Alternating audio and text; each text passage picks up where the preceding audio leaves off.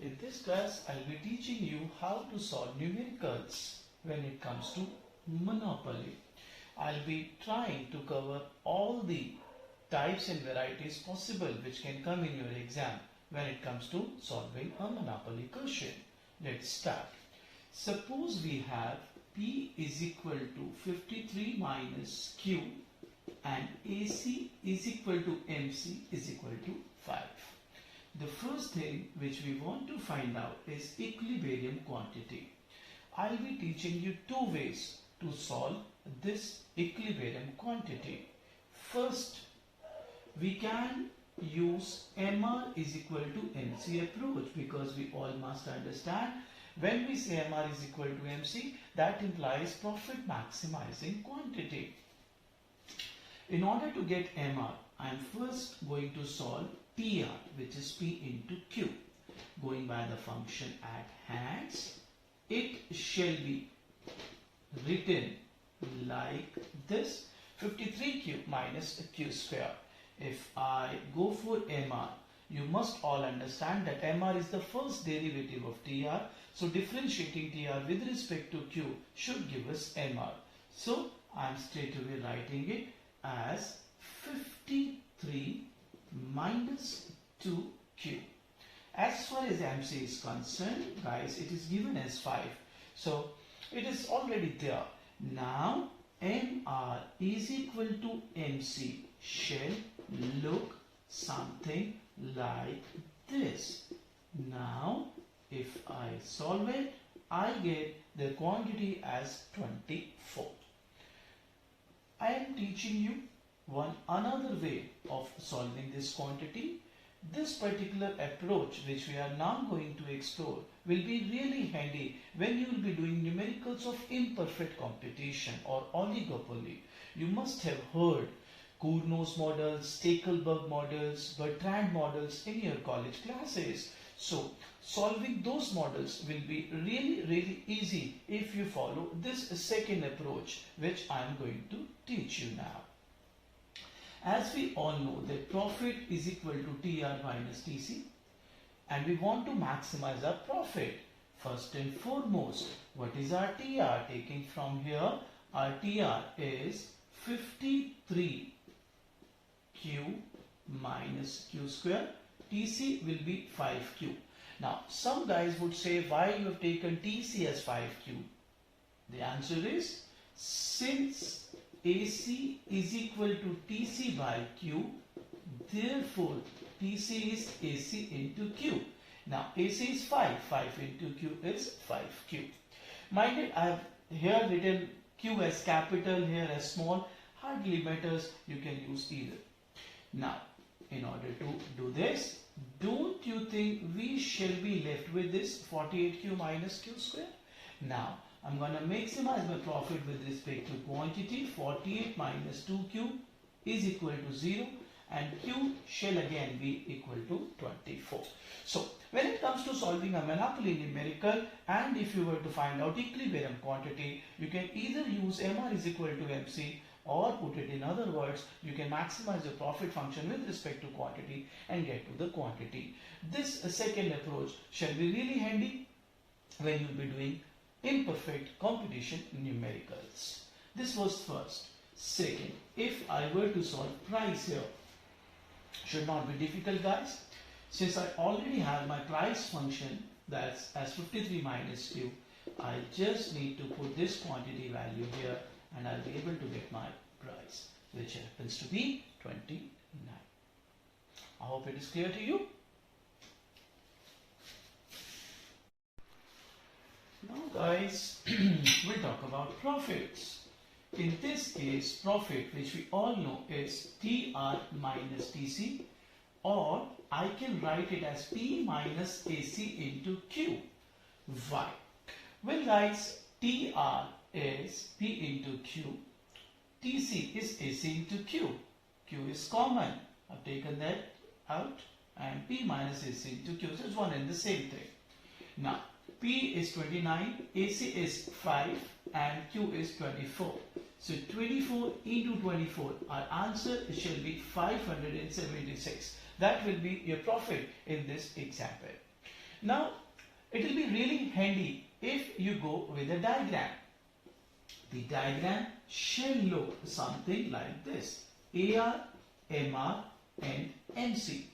As far as the quantity is concerned, it is 24. This MC is 5, which is constant, and this price is 29. I think that's clear. So far we've done three things. We have solved the quantity, we have solved the price, and we also have solved the profits. Now, suppose if we were to solve consumer surplus, how shall we go? So consumer surplus, in order to solve that, first of all, let me give you the definition of consumer surplus. It is the difference between what the consumer is willing to pay minus what he actually pays. In other words, it is the difference between the maximum price or the reservation price of the consumer minus the price which he actually pays. So, this must be the highest price or the reservation price or the maximum price which the guy would be willing to pay. How to solve this? Now, as you know, our function was this.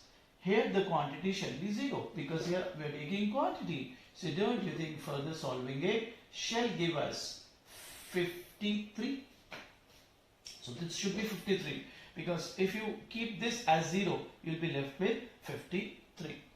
As far as the consumer surplus is concerned, this whole area shall be considered as our consumer surplus. How to solve it? Since it's a triangle, I am going to use triangle properties, which is half into base into height. Now, bacha, what is base? Base is 24. What is height? Height is 53 minus 29. So, half into 24 into 24, and I shall be left with 288. And this shall be our consumer surplus. I hope it is clear to you. So far we have solved 4 things: quantity, price, profits and consumer surplus. Now suppose I want to solve quantity under perfect competition or competitive market. Well guys, as far as quantity under perfect competition is concerned, it will not be solved as MR is equal to MC. Instead, it shall be solved as P is equal to MC. Why? Since under perfect competition, AR is equal to MR. Now we will solve. 53 minus Q is equal to 5. This Q shall be 48. In the diagram, it shall be shown here 48. That's the quantity of perfect competition or competitive market, as they say. In order to solve price under perfect competition should not be a problem. Why? Because here P is equal to MC, therefore P shall be equal to 5. This shall be the price as well. Seventh thing, suppose you were to solve consumer surplus under perfect competition. Guys, consumer surplus under perfect competition shall be area A, P and C. This whole big triangle. This is the consumer surplus. Why? Again, I am going to repeat my definition, which says it is the difference between the maximum price, which is 53, minus the actual price which the guy is willing to pay. Again, since it's a triangle, I am going to use half into base into height. So half into base shall be 48 and height shall be 53 minus 5, and half into 48 into 48. Yeah. So that shall be whatever value comes, that shall be our consumer surplus. Guys, the value is 1152. So far we have solved 7 things. Now the 8th one shall be the most important one. It is called dead weight loss. Before solving this dead weight loss numerically for you guys, first of all, I'll be giving you some insights about dead weight loss. Well, I am taking here 2 different scenarios. For example, I have AR, MR and constant MC, and AR, MR and a conventional MC. So I'll be telling you about the dead weight losses. if I go for monopoly quantity, this shall be the quantity and this shall be the price. Same here, this shall be the quantity, this shall be the price. I hope from the preceding numerical you know how to solve these quantities and prices respectively. Now this shall be the quantity of competitive market. I shall be writing it as QC, and this again shall be the quantity of perfect competition, that's QC. So first I'll be focusing here. Now, what about consumer surplus under perfect competition, guys? It shall be this area 1, 2 and 3. So, it's like 1 plus 2 plus 3. What about the producer surplus under perfect competition? I think in this case, it's none. For example, you can see producer surplus is actually, it refers to the price which the guy receives minus his minimum supply price. His minimum supply price is MC and price is also MC. So there is no producer surplus. What about consumer surplus under monopoly? Well, under monopoly, it should be only 1. What about the producer surplus under monopoly, where it should be 2? Now, what shall be the loss of consumer surplus? I think the loss of consumer surplus here is 2 plus 3. What is the gain of producer surplus? It is 2. So deadweight loss is loss minus gain. So in this case, the deadweight loss happens to be equal to 3. Now you must understand what we actually mean by a deadweight loss. It should be considered as a loss where one party suffers but no one gains.